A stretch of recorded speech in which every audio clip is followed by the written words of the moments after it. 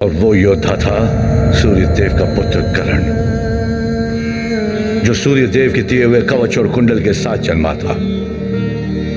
ऐसे कवच और कुंडल जिनके दिव्य वरदान ने कर्ण के बाजुओं में इतना बल भर दिया कि देवता भी उसकी ताकत के सामने कांपते थे, जिनकी शक्ति इतनी थी कि ब्रह्मांड के तीनों लोकों में ऐसा कोई अस्त्र नहीं बना था जो कर्ण के शरीर से उसकी आत्मा को अलग कर सके। क्योंकि जब तक सूर्य देव का आशीर्वाद सूर्य की किरणें या चंद्रमा की रोशनी बनकर कवच और कुंडल को शरण दे रहा था, उनका पुत्र अमर था।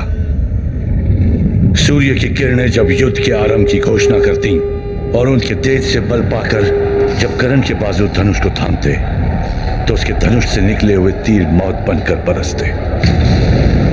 कर्ण के इस वरदान का कहर जब पांडवों की सेना पर टूटा तब कृष्ण को एहसास हुआ कि कर्ण की शक्ति का जवाब रणभूमि में देना असंभव था।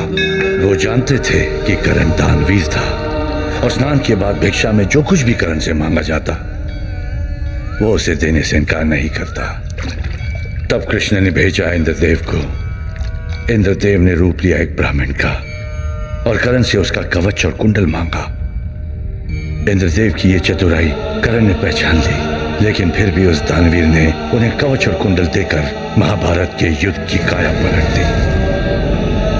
इस घटना के बाद ना ही कोई ग्रंथ ना ही कोई गाथा दोबारा कभी कवच का वर्णन करती है, परंतु कुछ कहानियां ऐसी भी होती हैं जो लिखी नहीं पुश्तों से बताई जाती हैं। और ऐसी ही एक कहानी ये थी कि स्वर्ग तक जाने से पहले इंद्रदेव ने धरती पर हिमालय के पर्वतों में एक समाधि बनाई जहां कर्ण का कवच और उसके कुंडल हमेशा के लिए रख दिए गए।